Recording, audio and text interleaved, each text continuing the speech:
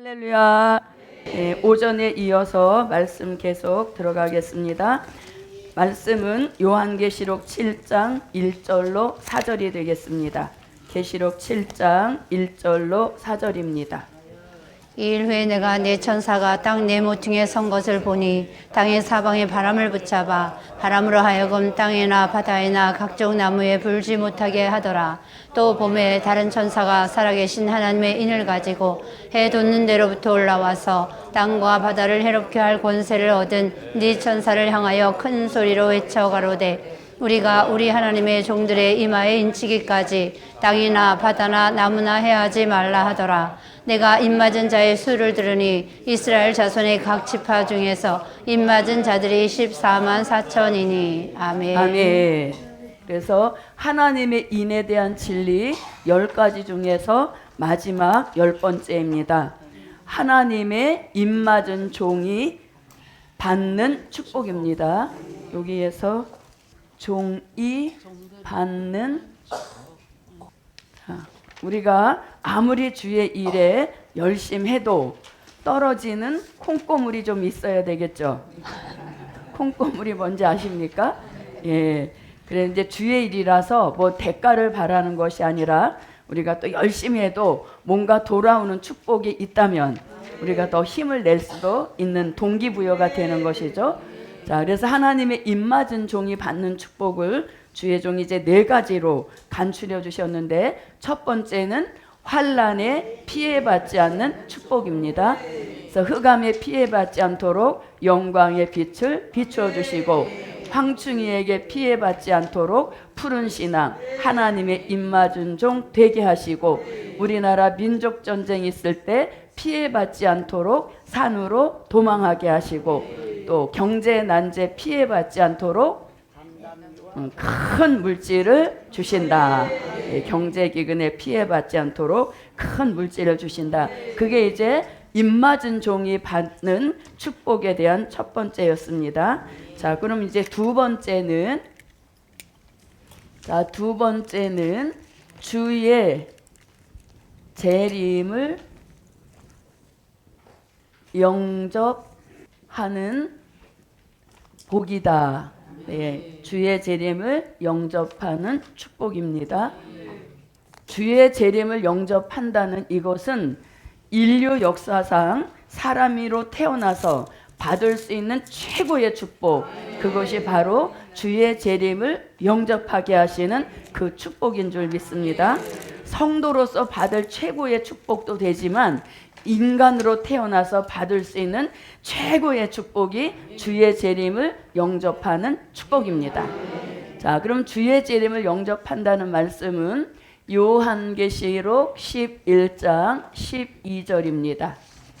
하늘로부터 큰 음성이 있어 이리로 올라오라 함을 저희가 듣고 구름을 타고 하늘로 올라가니 저희 원수들도 구경하더라. 아멘. 네. 자, 그리고 주의 재림을 영접하는 축복은 결국 요한계시록 19장 6절로 8절 같이 어린 양의 아내가 되게 하시는, 어린 양의 아내, 신랑 예수 되시는 신부의 축복을 받는다는 뜻이 포함이 되어 있는 것입니다.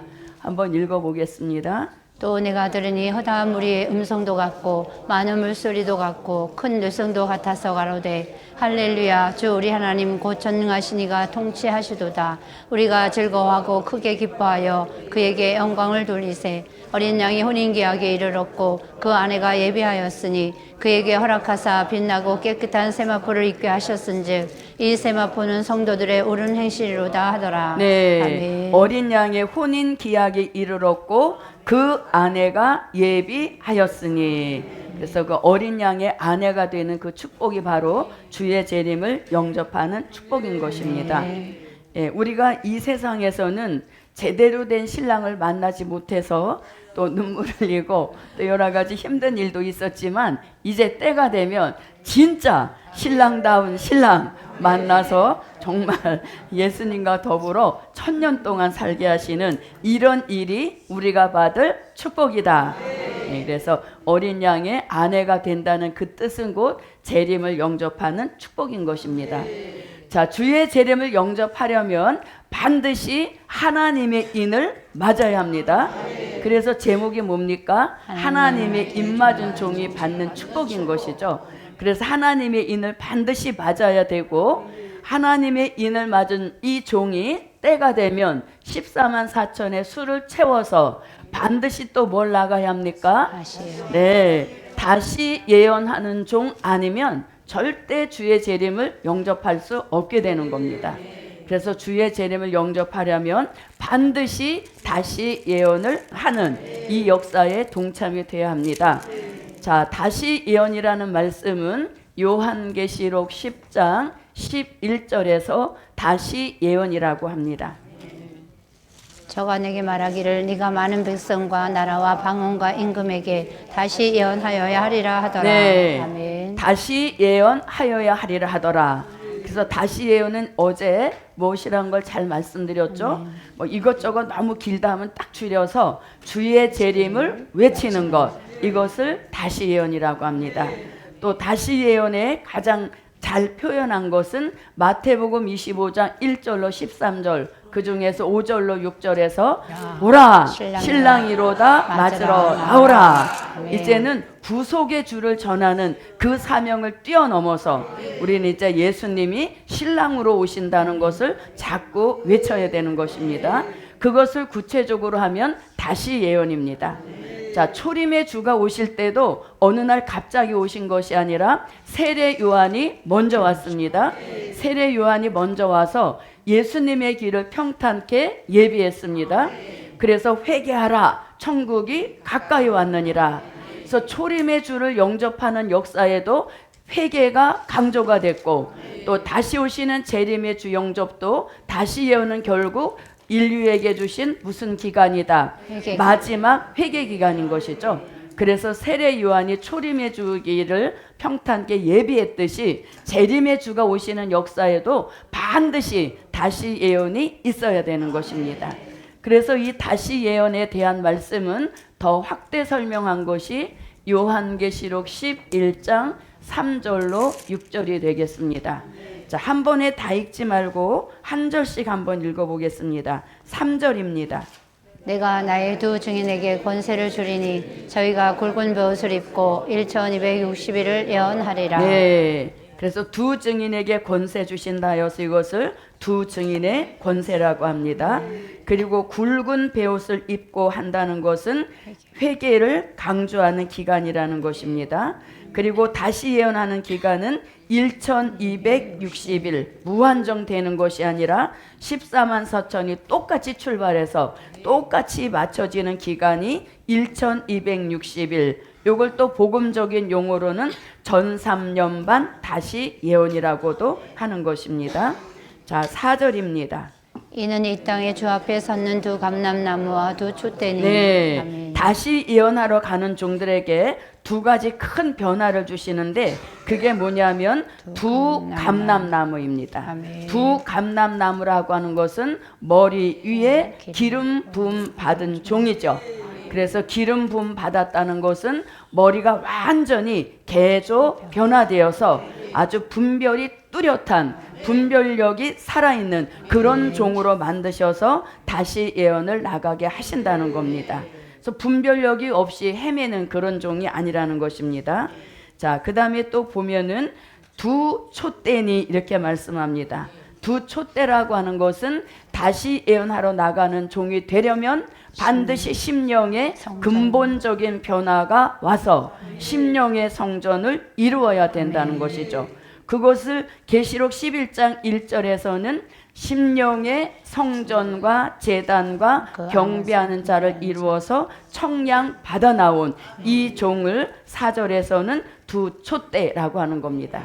그래서 다시 예언하는 종들에게는 우리가 가장 변화가 안 돼서 애를 썼던 머리의 개조 변화, 기름을 부어주시고 또 심령의 근본적 변화가 안 일어나서 늘 후회의 삶을 살았었는데 이제 심령에도 근본적인 변화, 근본된 토지를 갈아엎으셔서 사심이 없게 하시고 육체의 소욕이 다 죽어서 감정이 섞이지 않은 올바른 두 증인의 권세를 행하게 하시는 이런 종이 되게 하신다는 겁니다. 자, 5절입니다. 5절로 6절은 3절에서 말씀하셨던 두 증인의 권세를 자세하게 말씀하신 겁니다. 5절입니다. 만일 누구든지 저희를 해하고자 한즉 저희 입에서 불이 나서 그 원수를 소멸할지니 누구든지 해하려면 반드시 이와 같이 죽임을 당하리라. 네. 자, 두 증인의 권세 중에서 가장 먼저 나온 것이 입에서 불이 나간다. 누구적인 역사? 엘리야적인 역사이죠. 엘리야는 하늘로 불을 끌어내려서 대적을 소멸했지만 우리는 입에서 직접 불이 나가는 이런 역사를 주시는 겁니다. 그런데 이게 아무렇게나 쓰여지는 것이 아니라 해하고자 한 즉 이렇게 돼 있죠. 그래서 우리가 막 일방적으로 먼저 공격을 퍼붓는 것이 아니라 다시 예언을 하는데 그 다시 예언 역사를 회방 놓고 방해 놓는 대적에게만 주는 역사인 것이죠. 그래서 이것은 정당 방위가 허락된 이런 역사인 것입니다. 막 아무렇게나 기분 따라 나가는 건 아니란 얘기인 것입니다. 그리고 자, 누구든지 해하려면 반드시 이와 같이 죽임을 당하리라. 사람을 죽일 수 있는 권세가 두 증인의 권세인 겁니다.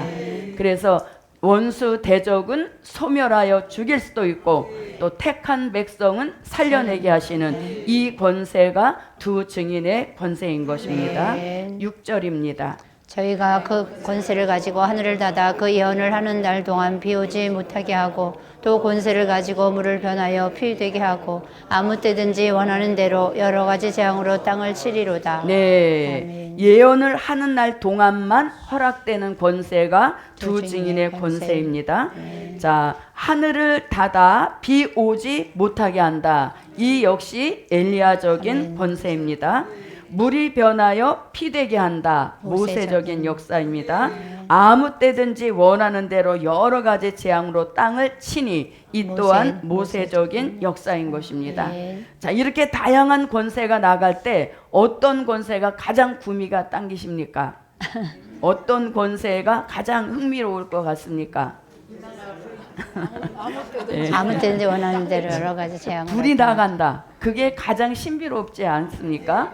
다른 건 뭐 하늘 닫아서 비 오지 않게 한다. 이것도 신비하지만 또 물이 변화에 피게 되게 하는 이런 것도 신비하지만 본인의 입에서 불이 나가서 그 불로 인하여 사람이 소멸되어 사라진다는 이것 자체가 어마어마한 역사인 것이죠. 그래서 심령의 근본적인 변화도 이미 주셨고 머리에 기름을 부어주셔서 분별력이 뛰어나게 하셔서 원수 대적과 택한 백성을 확실하게 분별하여서 살리는 역사와 이 소멸하는 역사를 헷갈리지 않게 하시는 이러한 역사인 것입니다. 자, 그 다음에 이제 이렇게 해서 이제 다시 예언이 끝나는 것입니다. 자, 끝나면 어떤 일이 오게 되는가 하면 요한계시록 11장 7절로 10절 같은 이런 일이 이제 오게 되는 것입니다. 아멘. 자, 이게 점점 어디를 향해 가는 역사입니까? 그렇지, 재림을 향해 가는 역사인 것이죠. 지금 11장 3절부터가 재림으로 접근해 나가는 그 역사를 이게 전개하고 있는 것입니다. 자, 이제 7절을 한번 읽어봅니다. 저희가 그 증거를 마칠 때에 무적행으로부터 올라오는 짐승이 저희로 더불어 전쟁을 일으켜 저희를 이기고 저희를 죽일 터인지. 네, 신바람 나게 쓰임 받던 시절도 이제 끝이 나게 되는 겁니다. 자, 그래서 여기서 보세요. 저희가 그 증거를 마칠 때에, 그럼 저희는 다시 예언했던 종 14만 4천인 것이죠. 그 증거를 마친다라고 하는 것은 다시 예언을 끝냈다는 것입니다. 다시 말하면 사명을 다 완수했다는 것이죠. 그 증거를 마쳤다는 것은 사명을 끝내고 또 누구는 흰옷 입은 무리들은 이미 어디로? 예비처로 인도해 놓고 난 다음에 벌어지는 일들인 겁니다. 그래서 이것을 기독교 역사상 마지막 증거라고도 하는 겁니다. 그래서 2000년에 수많은 증거가 있었지만 그 기독교의 역사를 딱 마무리 짓는 마지막 증거를 저와 여러분에게 맡기신다는 겁니다. 이 얼마나 영광된 축복입니까? 기독교의 그 긴 역사 동안에 딱 요거 한 번을 마치고 이제 어떠한 설교도 필요 없는 새 시대가 오는 역사이기 때문에 증거는 요걸로 딱 마치게 되는 것이죠. 얼마나 대단한 역사입니까? 자, 그럼 보세요. 그 증거를 마쳤다는 것은 사명이 다시 예언이 끝났다. 그리고 흰옷 입은 무리도 무사히 예비처로 인도했다라는 뜻이 들어가 있죠. 이제 증거를 마치게 되면 하나님이 두 증인의 권세로 무장을 시켜주셨었는데 그 무장을 해제하시고 그 권세를 어떻게 해요? 회수해 가시는 거죠. 그렇게 되면 평범한 할아버지 할머니, 평범한 아줌마 아저씨, 언니 오빠가 그냥 자연인이 되는 것입니다. 예, 그렇게 돼야 뭘 받을 수 있으니까 죽임을 받을 수 있기 때문인 것이죠. 자, 그래서 보십시오. 그 증거를 마칠 때에 무적행으로부터 올라오는 짐승이 저희로 더불어 전쟁을 일으켜 저희를 이기고 저희를 죽일 터인즉, 그래서 여기에서 이제 우리가 죽임을 당하게 되는 것입니다. 이것이 뭡니까? 기독교 역사상 마지막 순교의 축복을 받게 하신다는 거죠. 그래서 우리가 별 희한한 축복을 다 받게 되는 것입니다. 그래서 이제 우리는 아무런 미련 없이 뭐예요? 그냥 죽는 겁니다.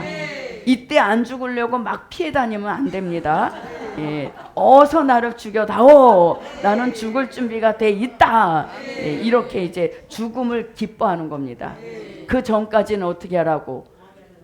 죽은 채 뭐는 하지 말고 죽지는 말고 죽은 채였죠. 이때는 뭐입니까? 죽어야 되는 거. 죽어야 복이 되는 순간인 것이죠. 그래서 저희를 죽일 터인즉 반항한 흔적이 없는 것입니다. 순순히 죽는다는 것이죠. 자, 8절입니다. 저희 시체가 큰 성길에 있으리니 그 성은 영적으로 하면 소돔이라고도 하고 애굽이라고도 하니 곧 저희 주께서 십자가에 못 박히신 곳이니라. 네, 아멘. 이제 우리는 완전히 죽어서 뭐가 됐다? 시체가 된 것입니다. 그리고 그 영혼은 낙원 중에서도 순교자들의 모임의 함세가 되어지는 것이죠. 자, 이래서 시체로 이제 큰 성길에 쓰러져 죽어 있는 것입니다. 9절입니다. 백성들과 족속과 방언과 나라 중에서 사람들이 그 시체를 사흘 반 동안을 목도하며 무덤에 장사하지 못하게 하리로다. 네, 이거는 뭡니까? 버림받은 사람들이죠. 이미 구원받은 사람들은 다 어디 갔고 예비처로 들어가고 들어가지 못하고 남아있는 사람들의 악한 모습을 나타낸 겁니다. 우리가 아무 연고 없어도 죽은 사람 시체 보면 불쌍히 여기서 묻어주죠. 근데 이거는 악인들이라 벌써 틀린 겁니다. 시체를 사흘 반 동안을 목도하며 무덤에 장사하지 못하게 하리로다. 악역을 맡아서 악한 일을 하고 있지만 사실은 이게 복음 역사에 도움이 되는 거죠. 네. 그래서 우리가 죽어 있는 기간은 3일 반이라는 것을 여기서 알려주고 있죠. 그리고 우리를 또 무덤에 장사해서 이렇게 하면은 또 일어날 때 번거로울 거 아니에요. 그러니까 악역은 맡았지만 복음 역사에는 도움이 되는 거죠. 그래서 아무런 무덤도 없이 그냥 죽어 있는 겁니다. 자, 그 다음에 더 악한 일을 합니다. 10절입니다. 이 두 선지자가 땅에 거하는 자들을 괴롭게 한 고로 땅에 거하는 자들이 저희의 죽음을 즐거워하고 기뻐하여 서로 예물을 보내리라 하더라. 네, 아멘. 이게 버림받을 자의 특징이에요. 뭐냐면은 두 선지자가 땅에 거하는 자들을 괴롭게 한 고로 이러죠. 자, 다시 예언 외칠 때 그 외침에 찔림을 받은 사람들은 어린 양의 피에 옷을 씻어 희게 함으로 구원에 이르렀는데 그 다시 예언을 막 외치는 그 외침이 듣기에 괴로웠단 얘기예요. 그래서 괴로운 사람들은 뭐예요? 구원받지도 못하고 자기들을 괴롭혔던 자가 죽임을 받아서 끝났으니까 그게 엄청 좋다고 하는 것이죠. 그래서 우리가 어떤 설교를 듣고 어떤 그런 권면의 말씀을 들을 때 그걸 괴롭다고 들으면 안 되는 겁니다. 그것이 나에게 회개가 되어지고 그것이 나에게 자숙할 수 있게 하시고 나를 돌아볼 수 있게 하시는 그런 기회, 그런 말씀으로 받아야 우리도 구원에 이르는 그 길로 가게 되는 것이죠. 근데 여기서 버림받을 사람들은 막 다시언을 외치니까 그게 너무 듣기 싫었다는 겁니다. 그게 괴로웠다는 것이죠. 그래서 이들은 결국 예비처로도 들어오지 못하고 버림받을 신세가 되었다는 얘기인 것입니다. 그리고 그 즐거운 게 너무 기뻐서 서로 예물까지 주고받았다는 겁니다. 자, 그래서 이렇게 이제 시체로 운이는 얼마 동안만? 3일. 예.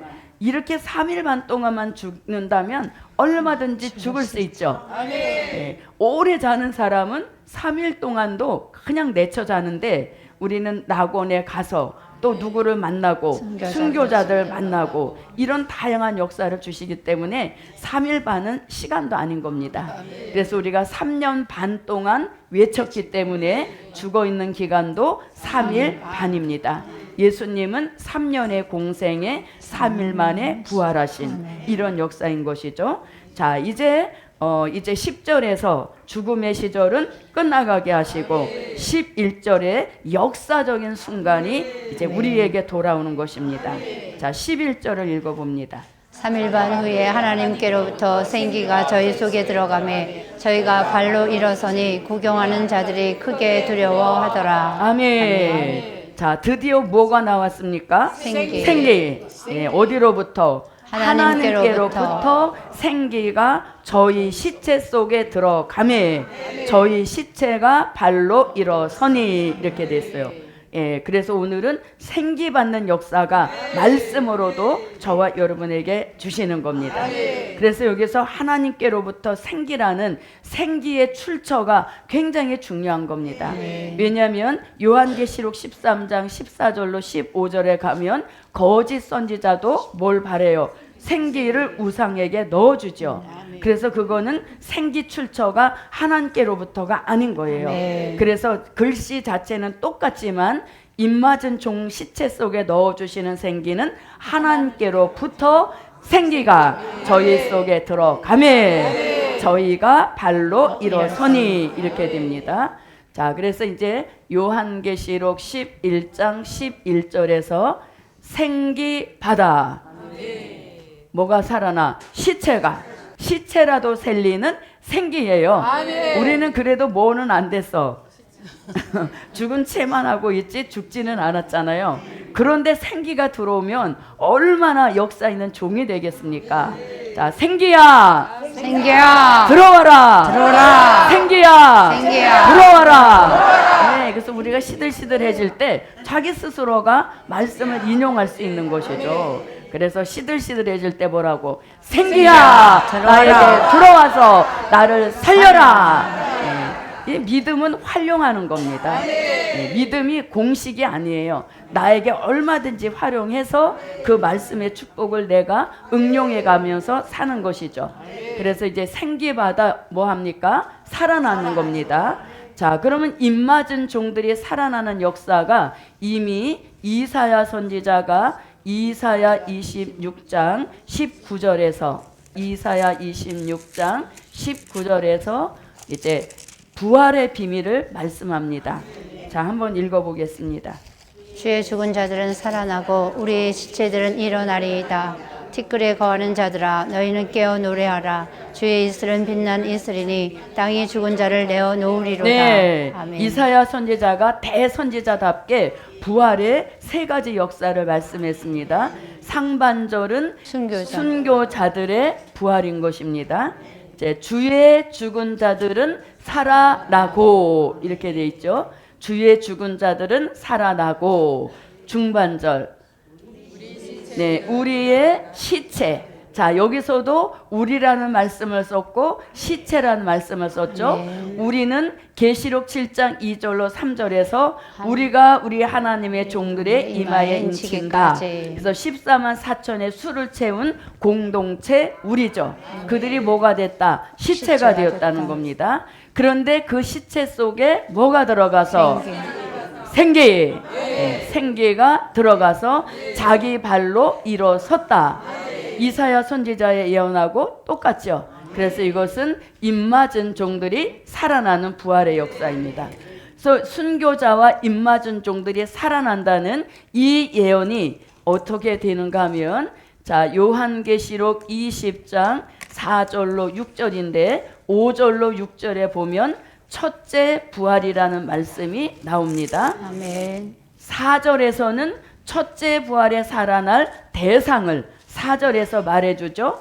4절을 자세히 읽어보면 첫째 부활에 살아날 대상은 순교자들과 입맞은 종이라는 대상을 말씀해주고 이 부활을 첫째 부활이라 이렇게 말씀하고 아멘. 있습니다. 4절로 6절을 보겠습니다. 또 내가 보자들을 보니 거기 앉은 자들이 있어 심판하는 권세를 받았더라. 또 내가 보니 예수의 증거와 하나님의 말씀을 인하여 목배임을 받은 자의 영혼들과 또 짐승과 그의 우상에게 경배하지도 아니하고 이마와 손에 그의 표를 받지도 아니한 자들이 살아서 그리스도로 더불어 1000년 동안 왕노릇하니 그 나머지 죽은 자들은 그 1000년이 차기까지 살지 못하더라. 이는 첫째 부활이라. 이 첫째 부활에 참여하는 자들은 복이 있고 거룩하도다. 둘째 사망이 그들을 다스리는 권세가 없고 도리어 그들이 하나님과 그리스도의 제사장이 되어 1000년 동안 그리스도로 더불어 왕노릇하리라. 아멘. 네, 그래서 4절에서는 첫째 부활에 살아날 대상은 순교자와 입맞은 종이고,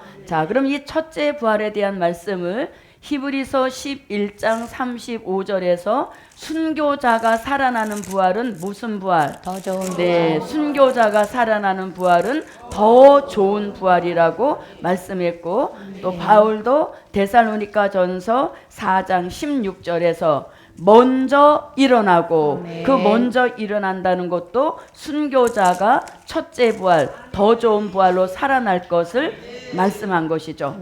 그것이 계시록 20장 4절로 6절에 와서 첫째 부활로 살아나는 것입니다. 자, 그래서 생기받아 살아난 종은 누구와 누구입니까? 순교자와 입맞은 종들이 이때 이제 살아나는 겁니다. 자, 살아남과 동시에 어떤 역사가 일어나느냐? 요한계시록 11장 12절입니다.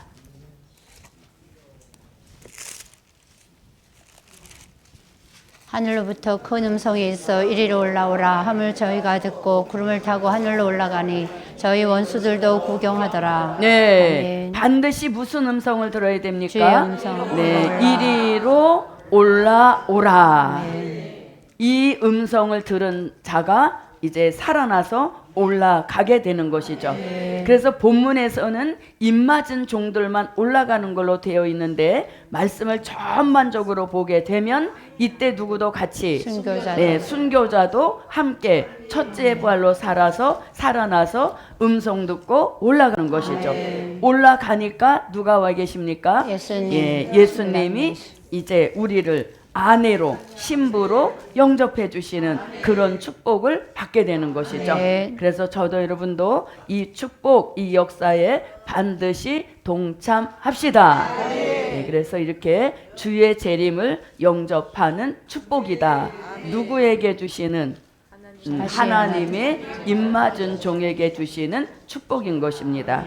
그래서 우리는 어린 양의 아내가 되게 하시는 축복을 받게 되는 것입니다. 자, 그 다음에 이제 세 번째입니다. 세 번째는 하늘의 군대로 쓰여지는 축복이다. 세 번째, 하늘의 군대로 쓰여지는 축복이다. 예. 자, 하늘의 군대.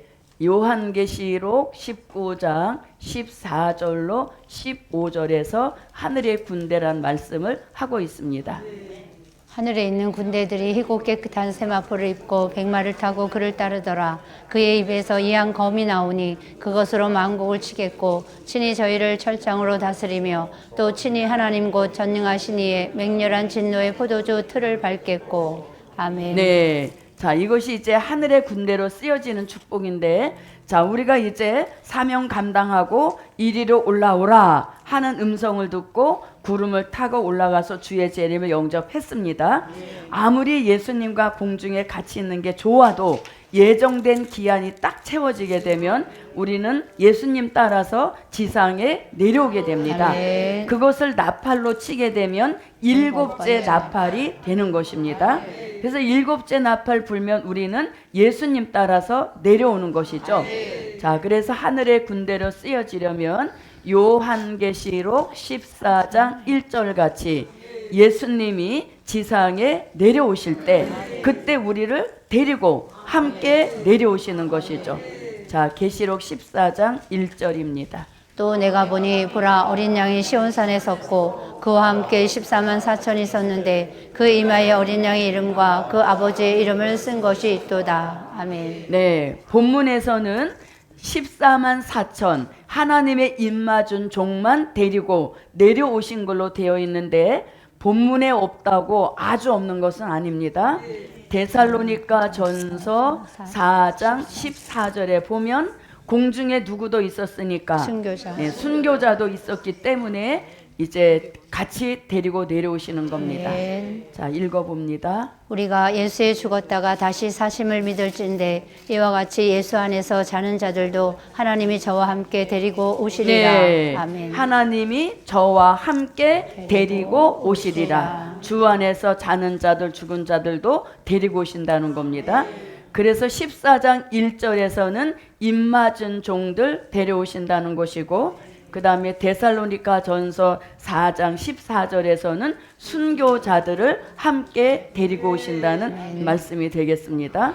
자, 그래서 공중에 오신 예수님은 신랑 예수, 또 공중으로 들림받은 순교자와 입맞은 종은 어린 양의 아내 신부가 되는 것이고, 또 예수님이 지상에 내려오실 때 호칭이 또 바뀌어집니다. 뭐라고? 심판의 주가 되시는 예수님이신 거죠.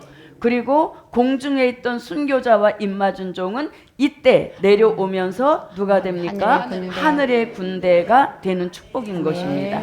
그래서 이렇게 내려오면 이때 자, 예수님은 요한계시록 19장 11절로 13절 같이 심판의 주가 되셔서 심판을 진두지휘하시는데, 요한복음 5장 22절에서 이미 예수님은 심판주가 되실 것을 말씀해 놓으셨습니다. 한번 읽어보겠습니다. 또 내가 하늘이 열린 것을 보니 보라 백마와 탄 자가 있으니 그 이름은 충신과 진실이라. 그가 공의로 심판하며 싸우더라. 그 눈이 불꽃 같고 그 머리에 많은 면류관이 있고 또 이름 쓴 것이 하나가 있으니 자기밖에 아는 자가 없고 또 그가 피 뿌린 옷을 입었는데 그 이름은 하나님의 말씀이라 칭하더라. 네. 아멘. 자, 요한복음 5장 22절입니다. 아버지께서 아무도 심판하지 아니하시고 심판을 다 아들에게 맡기셨으니.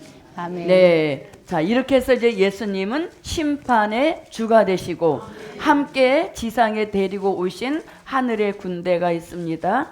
요한계시록 19장 14절로 15절 하늘의 군대. 자, 그럼 이 하늘의 군대는 누구? 순교자들과 입맞은 종들입니다. 순교자들은 요한계시록 6장 9절로 11절 이들인 것이고, 입맞은 종들은 계시록 7장 1절로 4절입니다. 아멘. 자, 이렇게 하늘의 군대로 쓰여질 종들에게 요한계시록 20장 4절 같이 심판하는 권세 주셔서 아멘. 심판주 예수님을 돕게 하시는 아멘. 축복인 것이죠. 자, 오전에 말씀 배웠습니다. 심판하는 권세 안에는 무슨 권세? 입술의 권세, 철장의 권세. 입술의 권세와 철장의 입술의 권세와 철장의 권세를 합한 것이 심판하는 권세인 것입니다. 예, 그래서 입술의 권세는 이사야 11장 4절로 5절에서 말씀하셨고, 이사야 49장 1절로 3절과 그 다음에 요한계시록 19장 21절에서 입술의 권세를 말씀하셨습니다. 그리고 철장의 권세는 시편 2편 9절과 또 요한계시록 2장 26절로 27절, 요한계시록 12장 5절과 계시록 19장 14절로 15절에서 철장의 권세를 말씀하십니다. 그래서 이렇게 막강한 권세를 주셔서 심판주 예수님을 도와서 결국 이때의 심판을 무슨 심판이라고 산자의 합니까? 심판. 네, 이때의 심판을 산자의 심판이라고 하는 것입니다. 산자의 심판이란 말씀은 베드로전서 4장 5절에서 말씀하시고 이때는 바로 요한계시록 16장 16절 같이 진노의 7 대접 중에서 6째 대접 쏟고 일어나는 아마겟돈 전쟁 때 있을 역사를 가리키는 것입니다. 그래서 대단한 역사이지 않습니까? 예, 우리에게 심판하는 권세를 주셔서 악인을 딱딱 심판하게 하시는 이런 큰 축복인 것입니다. 받을 만한 축복 아니겠습니까? 예, 그래서 이런 심판하는 권세가 오기 전까지는 우리가 누구를 이렇게 심판하고 정죄하는 것도 잘못된 모습이라고 볼 수 있는 것입니다. 그래서 이렇게 우리는 무엇으로 쓰여진다? 하늘의 군대로 쓰여지는 축복. 이 막강한 축복의 시작은 작은 책을 꿀같이 달게 먹고 배에서 쓰게 되는 것을 잘 견디어서 다시 예언을 하게 되면 자동적으로 오게 되는 축복인 것이에요. 그래서 이러한 역사와 축복이 예비되어 있는 것입니다. 자, 그러면 아까 제가 주의 재림을 영접하는 축복이다. 거기서 빼놓은 성경 구절이 있는데, 자, 요거 한번 다시 보겠습니다.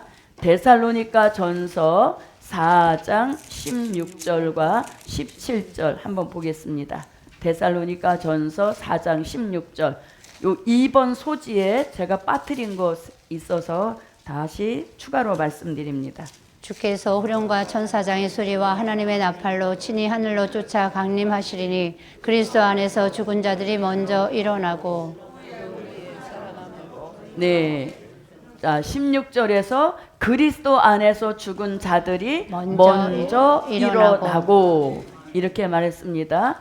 이 먼저 일어나는 부활을 계시록에서는 첫째 부활이라 하고 여기에 해당되는 사람들이 바로 순교자들인 것입니다.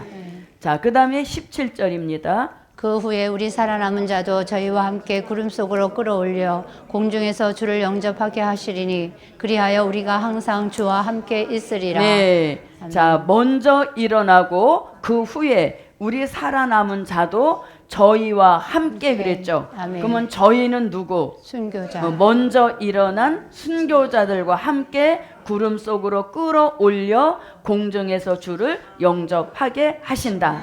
그래서 바울이 여기서 주의 재림 영접할 대상을 똑부러지게 말했죠. 바울이 물론 재림론에 대하여서는 대강 기록했지만 요 말씀이 재림에 대한 굉장히 큰 단서를 우리에게 주는 겁니다. 그래서 이 말씀이 없다면 주의 재림 영접 장소, 공중이란 정확한 말씀도 찾을 수 없고 또 들림받아 올라가서 재림 영접할 대상도 확실하지 않아요. 근데 여기서 딱 순교자와 입맞은 종들이라는 확실한 그 아멘. 단서를 알려주고 있는 아멘. 것입니다. 그래서 이렇게 순교자들, 입맞은 종들 외에는 어떠한 누구도 들림받아 올라가지 못하는 거예요. 그래서 우리가 은혜 시대 때는 이런 다 증거한 사도 요한의 계시록을 몰랐을 때는 다 올라간다 그럴 때 저도 그랬고 아멘 하고 기분은 좋았지만 말씀을 잘 들여다보니까 그렇게 쉬운 문제는 아니었어요. 그래서 일정한 절차를 딱 밟는 그 순서대로 움직이는 종에게만 주시는 재림 영접의 축복이란 얘기인 것이죠. 그리고 바울이 이렇게 들림받아 올라갈 때 종들의 체질이 어떻게 되었는지 알려주는 말씀이 고린도전서 15장 고린도전서 15장 51절부터 54절입니다. 먼저 51절부터 52절까지만 보겠습니다.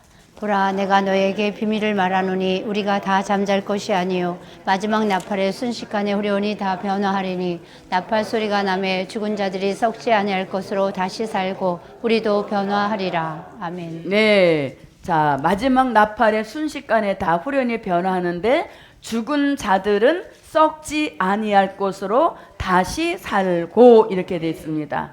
그러니까 죽은 자들은 이미 수천 년이 지났기 때문에 어떠한 형태도 가지고 있지 않습니다. 특별히 순교자들은 올바른 죽음을 못 당했죠. 뭐 어디가 터지고 뭐 망가지고 난리가 나서 그렇게 죽은 자들이기 때문에 흔적도 없습니다.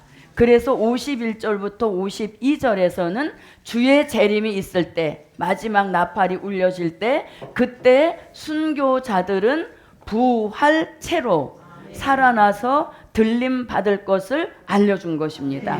순교자들은 당연히 부활체로 살아나는 것이죠. 그리고 52절 하반절서부터 54절까지는 입맞은 종들이 들림받아 올라갈 때 그 체질은 변화체라는 것을 말씀해 주고 있는 것이죠. 자, 52절 하반절부터 한번 읽어봅니다. 우리도 변화하리라. 이 썩을 것이 불갑을 썩지 아니할 것을 입겠고 이 죽을 것이 죽지 아니함을 입을르다. 이 썩을 것이 썩지 아니함을 입고 이 죽을 것이 죽지 아니함을 입을 때에는 사망이 이김에 삼킨 바 되리라고 기록된 말씀이 응하리라. 네. 아멘. 그래서 이렇게 자 하나님의 입맞은 종들은 며칠만 3일 반만 쓰러져 죽어 있는 시체이기 때문에 그들에게는 변화 체질의 축복을 주신다는 겁니다. 네. 그래서 죽을 몸이 죽지 않고 썩을 몸이 썩지 않을 몸으로 변화돼서 올라가는 축복인 것이죠.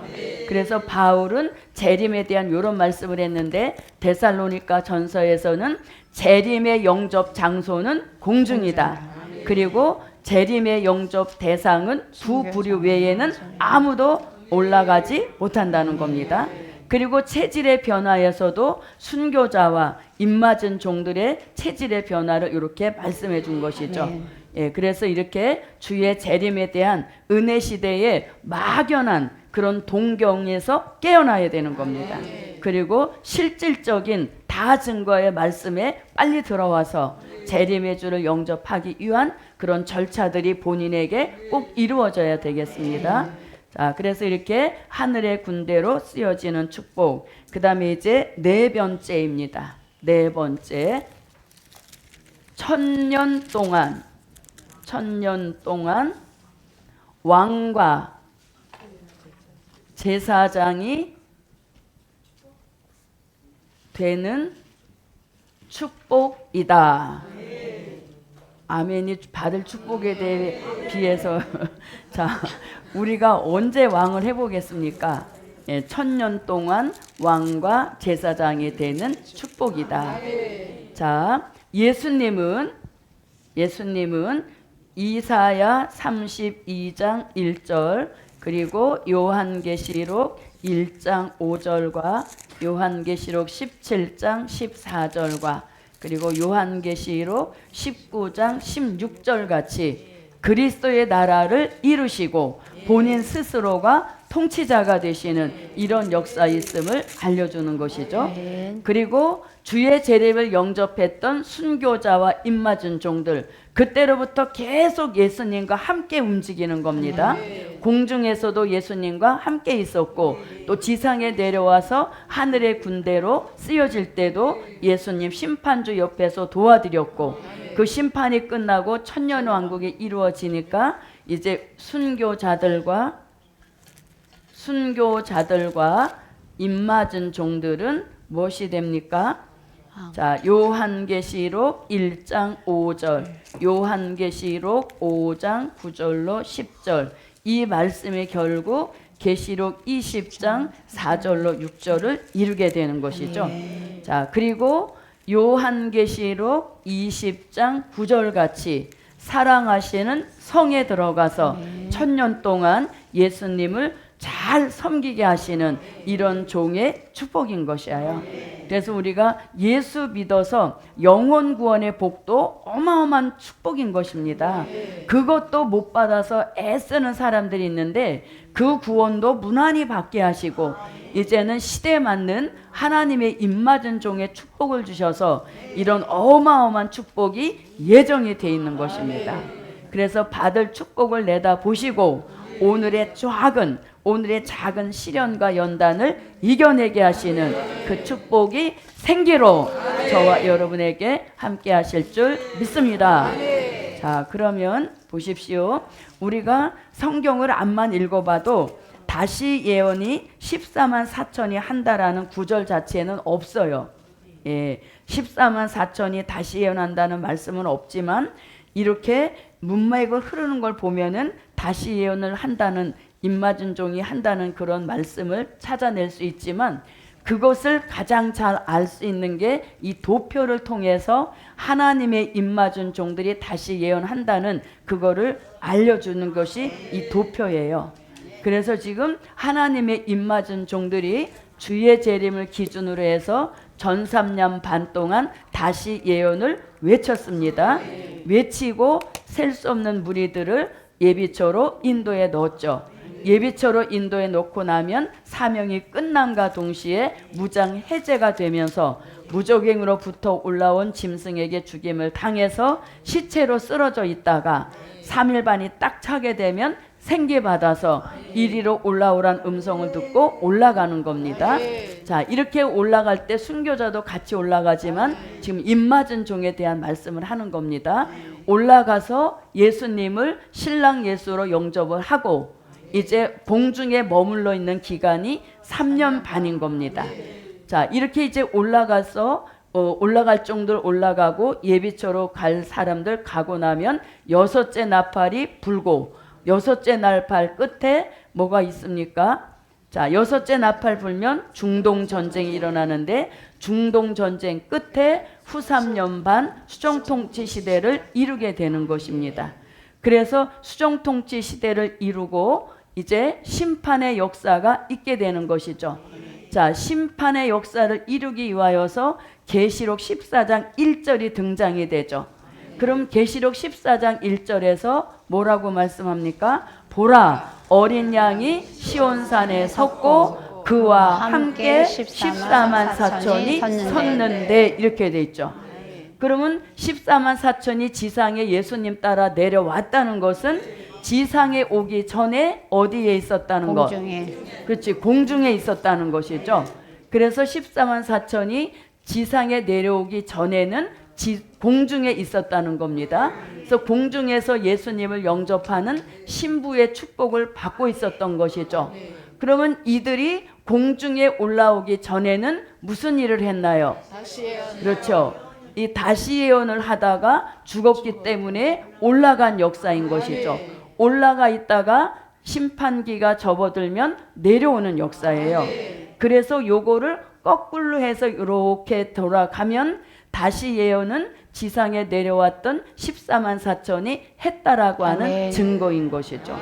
그래서 14만 4천이 다시 예언했다는 말씀이 어디 있어? 이렇게 말하면 성경적 구절로는 답하기가 조금 애매한 겁니다. 그럴 때 이 도표를 통해서 역으로 거꾸로 올라가면 금방 답이 나오게 되는 것이죠. 그래서 이렇게 저도 여러분도 일곱째 나팔 불면 지상에 내려와서 산자를 심판하는 하늘의 군대가 되게 하시고, 심판이 끝나고 이루어지는 천년왕국에서 사랑하시는 성에 들어가 예수님과 천년을 왕노릇하며 살게 하시는 축복이죠. 그래서 이것이 천년왕국은 예수님 없이는 되는 일이 전혀 없는 겁니다.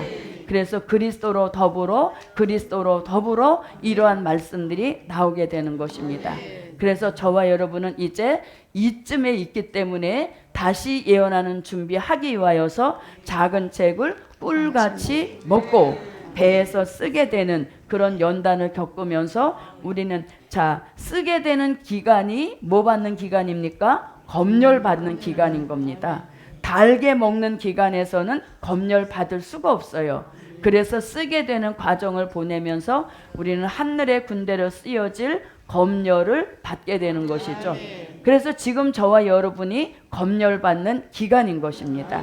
그래서 검열이란 말씀은 오전에 이사야 13장 3절로 4절에서 검열이란 말씀이 나왔죠.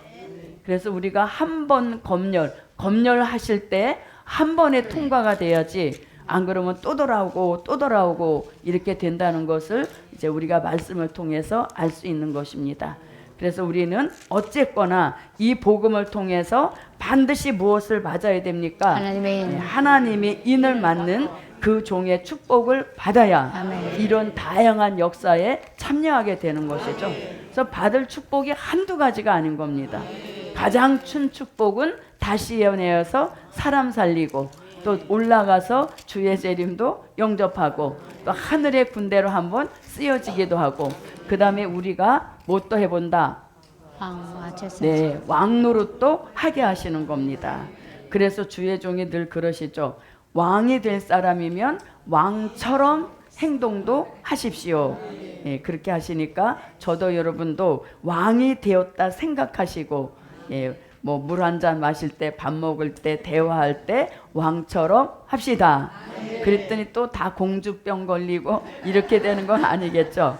예, 그래서 우리가 모두 이 복음의 축복 이루어지기까지 쓰게 되는 것, 그게 나를 검열하시는 거라는 것만 확실하게 알고 있으면 쓰게 되는 게 시험으로 가면 안 됩니다. 쓰게 되는 건 나를 검열하시는 것이고 나를 업시키는, 향상시키는 그런 역사이지 시험거리가 아닌 겁니다. 그래서 그것만 분별이 바로 되면 저도 여러분도 별 어려움 없이 입맞은 종의 반열에 함께 들어가게 하시는 그 축복이 있으시기를 바랍니다. 네, 기도드립니다. 고마우신 예수님, 우리가 가보지 않은 미래이지만 말씀을 통하여서 확신 갖게 하시는 것 감사드립니다. 오늘도 아멘으로 받은 이 말씀이 하나님의 입맞기에 충분한 사상의 무장을 철저히 이루어 주시옵소서. 하나님, 은혜 시대에 쓰여졌던 십자가 군병들도 자기 사생활에 얽매이는 자 없다 하셨습니다. 하물며 우리는 하늘의 군대로 쓰여질 종들일진데 사생활에 얽매이지 않는 초월의 은혜를 허락하여 주셔서 복음이 원하는 것이라면 얼마든지 사생활을 초월하여서 복음 역사에 뛰어들 수 있는 그런 결단력 있는 종들로 만들어 쓰시옵소서. 일천번제 응답 주실 줄 믿사옵고 예수 그리스도의 이름으로 기도하옵나이다. 아멘.